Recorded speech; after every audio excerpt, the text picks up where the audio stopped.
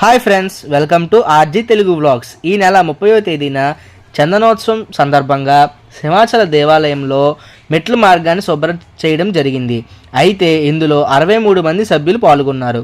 ఉదయం 9 గంటల నుండి సాయంత్రం 5 గంటల వరకు చిన్నపిల్లలు, పెద్దవాళ్ళు అందరూ చాలా భక్తి శ్రద్ధలతో మెట్ల మార్గాన్ని శుభ్రపరిచారు. అయితే ఈ మెట్ల మార్గం మధ్యలో వినాయకుడి గుడి, పైడితల్లి అమ్మవారి గుడి, శివలింగాలు, ఆంజనేయ స్వామివారి గుడి ఉన్నాయి.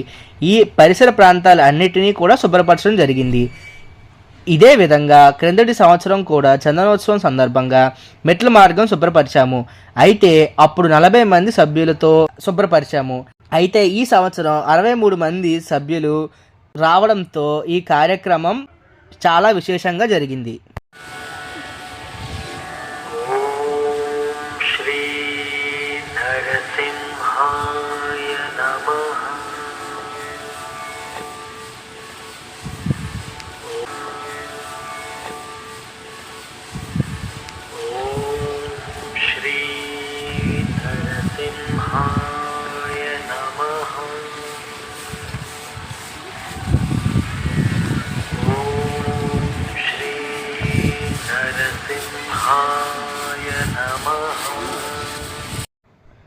ఓకే ఫ్రెండ్స్, నా వీడియో కనుక మీకు నచ్చినట్టయితే ఈ వీడియోకి ఒక లైక్ చేయండి.